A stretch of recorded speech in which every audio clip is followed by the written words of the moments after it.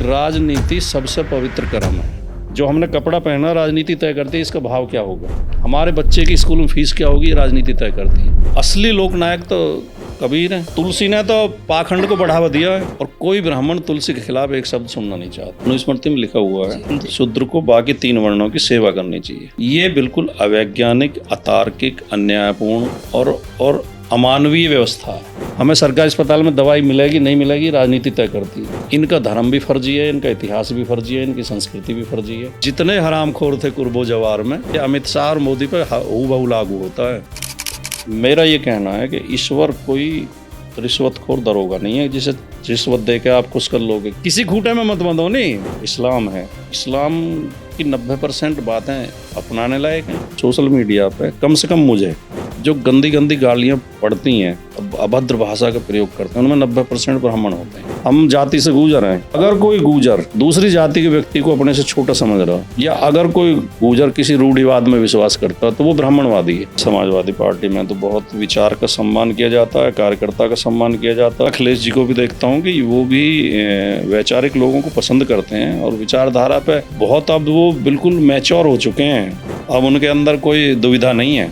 RSS और BJP और जनसंघ का कभी भी संविधान के प्रति आस्था रही नहीं। अखिलेश यादव इस देश के प्रधानमंत्री बनेंगे, ये मैं गारंटी दे सकता हूँ। तो के नैयर ने अपना ट्रांसफर फैजाबाद कराया और इन्होंने तीनों तो ये थे, एक हनुमान प्रसाद पोद्दार थे, गीता प्रेस गोरखपुर वाले। 5 लोग गए, रामलला की मूर्ति कहीं से बनवा के लाई और इन्होंने जाकर जबरदस्ती 23 दिसंबर 1949 को मुक्ति रख दी। हम भद्राचार्य जी कह रहे हैं कि ये दीक्षित, पाठक और ये जो 4-5 उनके नाम लिए त्रिगुणायत, ये नीच ब्राह्मण होते हैं। नीच ब्राह्मणों, अधम ब्राह्मणों की चर्चा चलाई गई। उपाध्याय और चौबे, त्रिगुणायत, दीक्षित, वो भी इतने अभद्र भाषा में कह रहे हैं कि मरे मुलायम काशी राम, जोर से बोलो जय श्री राम। मरोगे तो मरना तो सब है भैया।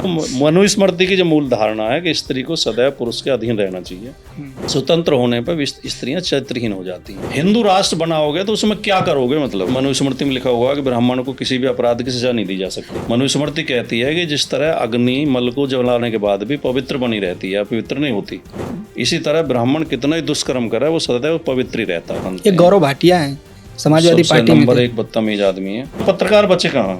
जी। मोदी जी जो अडानी जी को हवाई जहाज में साथ लेके जाते हैं, किस किस देश में कितने ठेके दिलवा के आए हैं, खबर तो ये है।